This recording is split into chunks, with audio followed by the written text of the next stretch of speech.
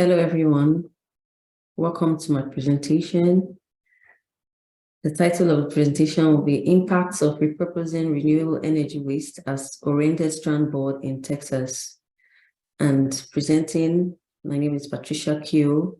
I'm currently an assistant professor at Fitchburg State University, handling the architecture concentration students in the engineering technology department.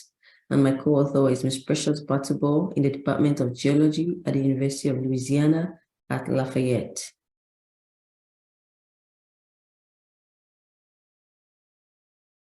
The outline of the presentation and the abstract, the introduction. We'll talk about the materials, methods, findings, and conclusion. We'll give an overview of the study. We know that the United States is the second largest provider of renewable energy, accounting for over 20% of the power generated. And wind energy wind energy and solar energy are one of the highest providers of wind energy. Many studies have investigated the end-of-life options and reusing the waste from the renewable energy sector, but very few have applied modular design or mapped out their innovations in the regions. We're looking at a case where we provide solutions for waste, try to make them into building products, but we want to move a step to supply and demand perspective where there is a problem and we're using the waste to meet that need. A lot of decommissioned wind turbine rotor blades have been discarded in landfills. They've been cut up and buried or kept in storage. And in the context of the technology and design aspect of the seminar and this conference, this study presents a methodological workflow that is a method to explore the reuse and repurpose of the discarded wind turbine blades as a building product. So applying modular design innovation based on the supply and demand aspect, and then we want to substitute materials, primary materials in oriented strand boards with the decommissioned wind turbine rotor blades from wind farms in Texas. So we use the modular design principles, apply the simple geometry, simple linear regression, and replace the OSB with secondary source turbine rotor boards from the farm. And we use student coursework of residential buildings to validate or to explore as case studies for this idea.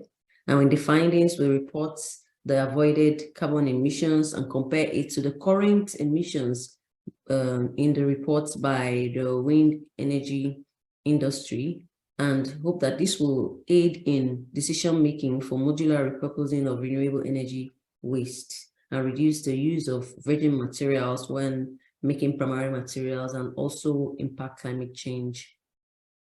So introducing the research, we know that renewable energy generates about 20% of all the electrical energy in the United States, and wind energy accounts for 9.2%. Wind is America's largest source of renewable energy and helps to avoid 340 million metric tons of carbon emissions annually, and this is equivalent to 74 million cars worth of emissions. And usually these wind turbines, from their start date, they are decommissioned within 20 to 30 years after they become operational and when they resume their production of power. A significant portion of installed wind turbines, about 200,000 tons of rotor blade waste, will complete their standard lifetime between the years of 2020 to 2034, leading to a tremendous amount of composite waste. This is from an existing study by Rani and co-authors, and this paper was published in 2021. So what are the materials for this study? And in the materials for sustainability and circular economy, we find out that we have to search for available data online and then sort of mix them up. Imagine making a meal or trying to create a story on a base for this sort of research because it's exploratory. So first is to identify the product. Looking at it from a supply and demand strategy, we are looking out for a product that we can replace with this waste. And one product that is in demand is the oriented strand board. It's commonly used as walls, roofs, floor, and sheathing material in the residential and commercial building sector. And from the pandemic, period of the pandemic up till today, the construction sector has showed that the OSBs have become scarce and difficult to procure, leading to delays in construction period. We find the extension of construction time. And during the first 6 months of 2021, manufacturers of plywood and OSB saw a huge price surge. And we have data from the National Association of Home Builders that shows that the price of OSB increased by 510%, and OSB products like 3/8 OSB sheathing rose by 650 to 662%. This is a chart showing the trend in the rise of price of the OSB from 2020 to 2021, July in 2021. Also, if we try to order an OSB in this season, or let's say by early this year, I check out the prices, you find out that this is from Home Depot. They would give you a limit of the amount to buy. It's a limit 90 per order. And then even with the limits in place, you see over here, it's out of stock also. In this other store, you have the price given as $20.91. And this is in here to show the price so that we use that to calculate the impact. So in the data sourcing, we have what we call structured data, which is in form of Excel sheets. And the United States Wind Turbine Database provides data on over 70,000 wind turbines that covers 43 states, plus Guam and Puerto Rico. The most recent turbines added to this database became operational as recently as the second quarter of 2022. And the oldest turbines in the data set were installed prior to 1990. And this database releases generally lag installations by 1 quarter to allow for the merging of various data sets. So we know we're using data that has been updated over time. Also, currently, what is happening to these wind turbines when they are decommissioned? At their end of life, they are dismantled, cut into 2, 3, or 4 parts. They are transported to either where they will be buried or where they'll be recycled. And in recycling, we have a lot of studies going on trying to transform these decommissioned blades into cement, materials, flooring, and walls. An overview of the top 5 wind turbine farms in Texas, making a Sankey diagram to show the number of turbines in the farms and then the number in each farm. And by the year of the farm was commissioned. You see the breakdown that Sweetwater was commissioned in 2005 up to Los Vientos in 2016 over here. I'll move on to the carbon footprint data on the wind turbines. So wind energy produces around 11 grams of CO2 per kilowatt hour. This data is from the wind turbine, the American Planet, and it compares, it's giving us an idea of how they are reporting their metrics, so that when the research is completed, we want to match the metrics that we find online. And they compared wind energy's carbon footprint with that of coal and say it is 90 times larger, giving it backing for their study that they'll keep on. There's more hope in the future for more turbine blades. So finding a solution for where the decommissioned turbine will go will also help to reduce the waste, burying and crushing and using of extra energy for these turbine blades. So we're looking at the oriented strand board. What is the process of making it? What is the history of this material that we're looking to substitute with the waste blades? So studies have documented the energy and material inputs, outputs, and emissions associated with the production of OSB in US. The data obtained through survey of manufacturers and the Consortium for Research on Renewable Industry Materials Guidelines, and they follow the ISO 14040 standards, that ISO in 2006. So the OSB is an engineered wood-based structural panel made of layers of woods. That is where it derives its name from, the strands. And they are typically 114 to 152 mm long, 12.7 mm wide, and 0.6 to 0.7 mm thick. And these strands are oriented along their axis to provide optimal product properties in the panel. The outer layers consist of strands aligned in the long direction of the panel, typically 4 feet by 8 feet, while the middle layer includes smaller strands that are oriented at 90 degrees to the outer layers to give it some structural stability. And we have more description about the product here. They're bonded with thermosetting resins, and OSB is commonly used as sheeting for walls, like mentioned earlier, walls, roofs, and floors in the residential and commercial building sectors. I have a picture to show the board. This is the edge of the board. And then we have the pieces together, glued together with those resins to make the board. And in the case of sustainability studies, we have what we call the system boundary. So this enables us to define the area that we're looking at to compare the impact. So the system boundary begins with the planting, growth, and harvesting of trees in the eastern US and ends with OSB packaged to leave the mill gates. The production stage for OSB includes an extraction module, which is A1. We have the extraction, the transportation, and manufacturing module.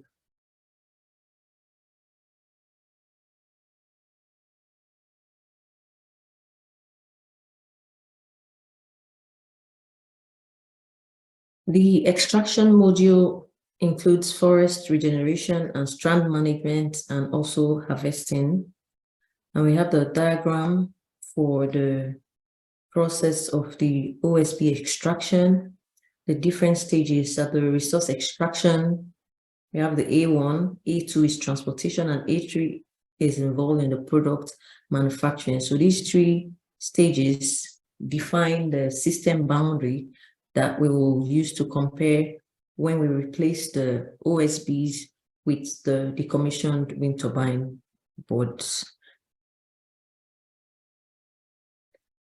Also, we get data from the student coursework. So usually in the construction management, the building construction systems course, we have construction drawings, 3-bedroom, single-family buildings. The students draw this, they do the drawings for the 3-bedroom bungalows using the Revit software, making the foundation layouts, coming up to the sill plates, the studs, and the top rails. And then we apply the OSB around to give them an experience of how it is done on the site. Then they go ahead to produce the drawings, the site plans, floor plans, roof plans. These are generated in the software, and then we tweak them, make them the presentation worthy, and then also have the cascade views. Or the students drew the complete framing plans of the residential building.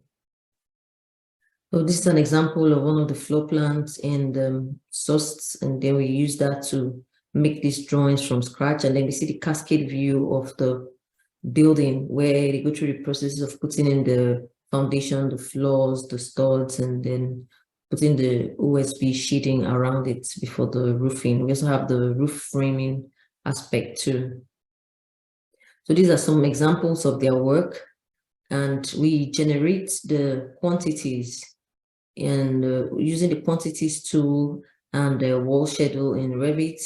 With that, we're able to calculate the average surface area of OSB required for a 3-bedroom residential building. So getting some of them and getting the average surface area covered, and that is used to represent one building. So out of 8 of the buildings, this is the surface area for the roof, the walls, in the students' project courses. So moving on to the methods, what are the methods we're using to replace and then also calculate or describe the impacts? So for the modular explorations, we know that the OSB come in sizes of 1.2 meters by 2.4 meters. These units are in millimeters. And with data from the farms in Texas, we know that these are the various lengths of the turbine blades. So getting them and then assuming the sections and also trying to place them in rectangles along the faces after drawing them to a scale to fit the given length or given diameter of the turbine blades. Also, we get a 3D family object from Revit. Usually you have this CAD forums that provide these objects so that we can insert them into drawing to reduce the drawing time. And they come in different units. This particular one comes in the millimeters. So when you get this online, scale it to the size of the blades, and then check out the width and the front elevation, we can see those lines showing that this is not a flat surface, that it's curving. So the worst case scenario, or a different scenario that could arise, is that instead of the OSB to be flat, we can see here that if this is the plan of a wall, and these are the studs, and then we want to apply the OSB boards, they go flat from stud to stud.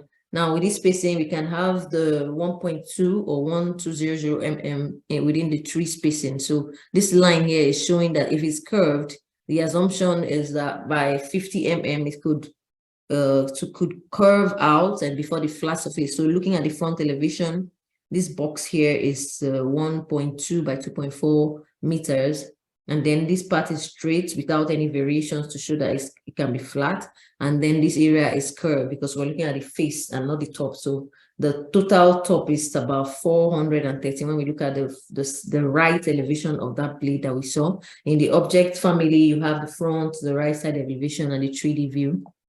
And then trying to put that in place here, this can lead to various ideas for working with current systems or creating new systems for these OSB boards that will be generated from the commissioned blades. And with that division, we get to the point of resource efficiency. Now we can reuse these blades, but then how much % of them can we reuse? So if we have the diameter, the surface area, we can get this number of boards, and that can give us this area of boards. How much % are we using out of the existing surface area? So in the first blade, we have the varied use from 23.7% up to 86.9%, let's just say up to 87%. And we move on to the machine learning aspect, where we are using a simple linear regression to create or to understand the relationship between the boards that we generate, the maximum possible number of boards from the wind farms, and the total surface area, so that we can predict with the data, the structured data. Remember, we have over 70,000 records for this wind turbine. So with this few that we have, we are designed, so we are generating data from the projects that we have, and then we are relating this data to the blades that we already know. And then when we generate this model, we can use it to predict for as many orders that we will find in Texas. So the average resource efficiency is used there to determine the quantity of recovered material, the number of boards, and avoided cost and greenhouse gas emissions. So for the machine learning, with the cost, we divide the data into training and test set data, in the sense that if you had 10 points, we'll divide it into a 70-30 ratio, or let me say 7 to 3 ratio, and use some to train the model and then test it to see. So these two charts are showing us that we trained the data trainings, and then we tested it to see what that relationship will be. And we see that it's a correlation, it's positive relationship, because the area of the board and the numbers will grow as the surface area is increasing, the diameter is also increasing. And so we go to the data. So with this, this is showing the filtered data already from the structured data. So we have the code set separate, which can be available on request. But in this part is to show us the top 5 and then the last 5. We see that we have filtered. So one good resource is the data carpentry resource online. It will show you how to filter through structured data, and then we can remove or select, like filter out all the data for Texas. So we can see here it's Texas data. It gives us the rotor diameter. So this is moving side. This T state is for Texas. The P year 2020, that's the year of production. The number of the turbines. This is the rotor diameter. The latitude and longitude are given. And then I have added the surface area. After filtering, I added the surface area of it so that I can use it to generate the model. And so this gives us an idea of the count of the boards and by the diameter. So if we look at this way, the diameter range from 20 to about, let's say, 170, and then we see the maximum number of boards that we can get with that existing data, that we can get over 3,000 boards from those, let's say between 80 and 100 meters diameter, we can get up to 2,500 plus 3,500. Let's say we can get about 6,000 boards from those existing turbines. So for more results, the environmental impacts were evaluated using the waste reduction model from the United States Environmental Protection Agency, C2, and we convert the sizes to tons. When you put it in, you can immediately see the results of the impacts that it will make. This is the link to the tool. This is an Excel format. You convert, you determine you give it the size of the waste, and then you say, I'm reducing it at source, or I'm changing the way it is disposed, and it will tell you how much greenhouse gas emissions, how much energy, and then cost savings for wages too. But I'm reporting this economic side in a different way too. So the total available area would weigh this amount, that is over about 14.5 million tons. And the sheeting medium density fiber board is reduced at source in the one model. The greenhouse gas emissions from the proposed scenario will be reduced by about 22.7 million metric tons CO2e. So other environmental impacts, so like I said, the tool will report it as an equivalent so that we can better understand the result.